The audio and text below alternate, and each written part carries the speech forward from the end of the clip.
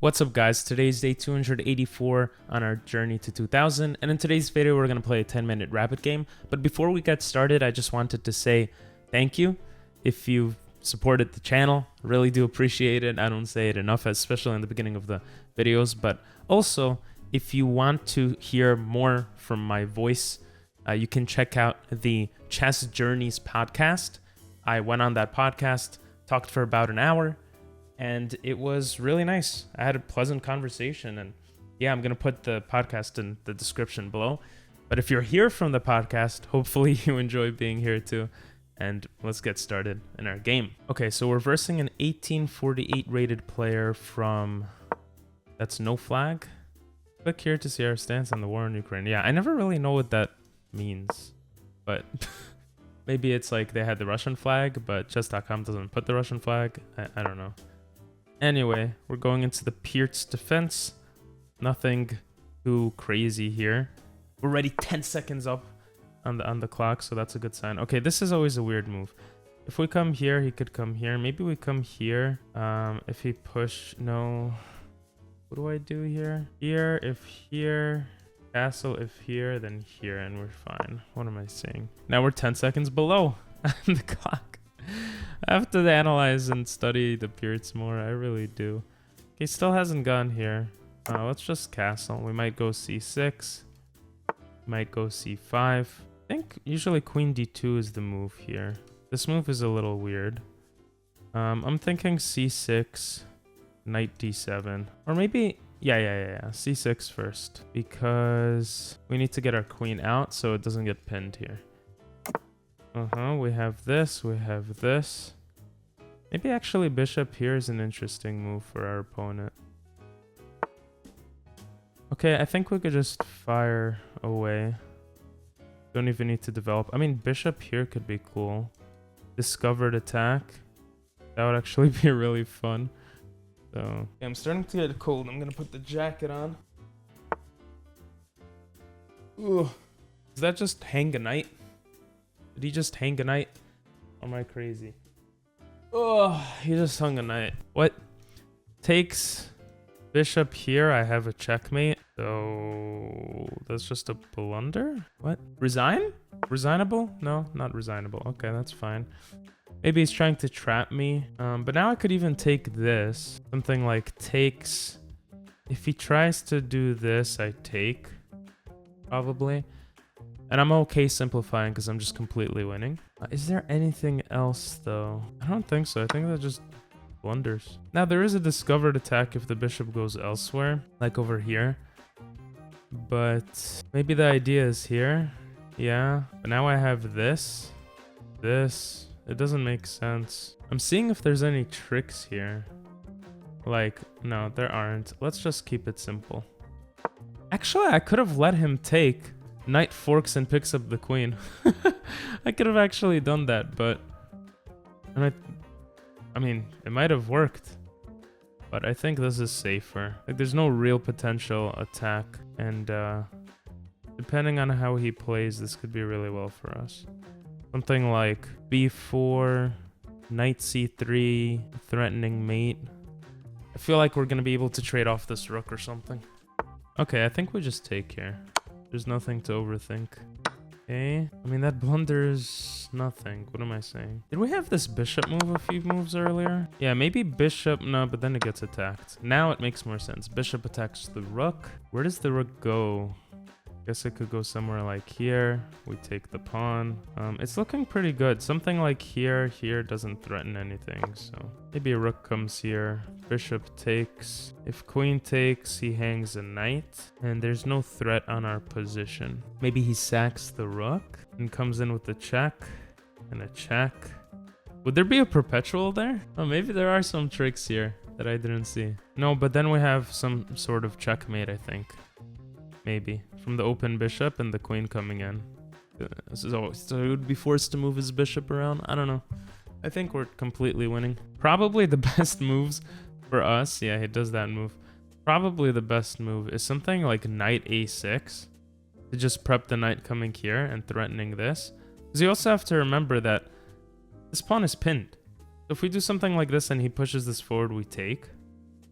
Right? So actually, knight a6 maybe could have been a move. I still want to do this, just because if he does sack here, like if he does something like this, takes, sack, this is a mate. So that is on my mind. Let's take and make that happen. I just noticed if we win, we get to 1885. That's crazy. Bishop can come here. This is a bit passive. Is this stoppable? Like knight here, pawn takes, knight here, queen here, queen here. I mean, it just seems kind of complicated and unnecessary. Bishop here puts more pressure on the knight. Can we sack? Actually, takes, check. He could go to the middle, but actually, yeah, that might be okay for him. Another move here. Bishop moves out of the way. It looks complicated. I mean, the easiest thing, just get my bishop to safety, right? But he's gonna start pushing in with all these pieces. I really shouldn't overthink. Like, I'm pretty sure I could sack here. I don't know what I'm doing. I mean, even here threatens a mate, right? Wait, like, what am I saying? Here threatens a mate. He has no checks. He could take, and this is mate. This stops mate, right? But this pawn is pinned. So you don't have many other ways to stop mate. Like, here, if he comes here, we just take. And we're still threatening mate. I think this is resignable. I don't know what you could do here. What a beautiful mate. It really is, because this is pinned. And I kind of understood this idea that the pinned pawn creates this. Yeah, this doesn't stop anything. Wow. That's fascinating. He wants a rematch. Anyway, we're going to go over the game, see how it went, and see what I could have improved on. I would say I played pretty well, like 88% accuracy or something. I don't know. 98.4! 98.4% accuracy. Jesus, that's fascinating. And we had like 17 moves. So, you know, I've had pretty good games like that before, but I don't remember the last time. Look at this. 24, played like a 24-50. I had 5 book moves, 4 excellent, and 7 best. That's just freaking awesome. So let's go into this view and see let's see what the game looked like. Yeah, so all of this was fine. I was worried about something like this, but I don't even know if I would have played e5 here. Like, maybe I play something. I think my idea here was that if I get attacked, I always have knight h5, and this is okay.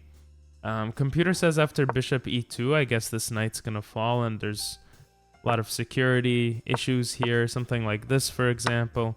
If takes, then I take back with the knight probably, and everything's okay-ish. But I can start seeing how my position falls apart. Like, this opening's so complicated. So here, computer prefers something like e5.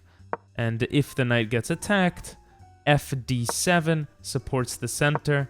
If he closes it off, this makes my life, I think, a little easier. Something like takes, and I have this strong push.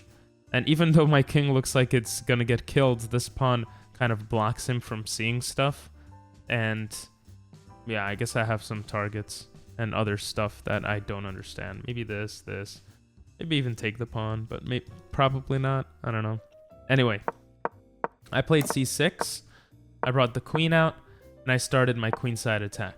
And this is, if you play the Pirts, and you see your opponent play something like bishop here, it doesn't automatically mean anything, I think. Because they could be going for the Austrian attack. They can be kind of playing into the classical, and maybe even castling kingside. But the second I saw this queen move, first of all, I knew it was super weird. Typically, you want to do this queen move, and the purpose of this move is to trade off the bishops here, right? Something like takes, because this bishop is important and gives me security. So this is a very typical way that people play the Pirts against me. And you see the computer said that was the best move. This move doesn't support this, but it clearly tells me my opponent is going to queenside castle. And that's why I started going towards this plan. I also considered c5 here, but I thought, why open up the center? It seems kind of dumb. Something like this, and like, I don't know. I didn't like that. So c6 helps my queen come out, helps b5, and that's exactly what I did. And here my opponent just completely blundered. I don't know what they were thinking. I mean, typically a3 is a potential move here to stop stuff. another move, you want to keep this pawn protected, which is actually why instead of developing your knight or bringing the queen to e2, the bishop comes out and develops to d3, I guess, to protect the center pawn, right? So something like f3 or bishop to d3, and you could already see the problem of bringing the queen to e2. After all this, well, what is his best move? Computer likes e5, right? If you're getting attacked on the sides, attack on the count in the center. That's kind of an idea that people talk about. If he takes here, I think he helps open up my bishop a bit, but of course it does become a little dangerous. Yeah, computer says I'm slightly winning, but giving me a free piece just makes it easier. And I thought this was good. Now the best move here, computer actually says, no way, d5. Oh yeah, this is what I was saying. I could have let this queen die because of this fork, which is beautiful. It's like a puzzle. But I didn't know. I should have done it. I really should have done it. And then trading here was really my only option. And here my opponent completely blundered. Checkmate. There's literally nothing you could do, right? You could just keep sacking pieces, but you're gonna get checkmated here.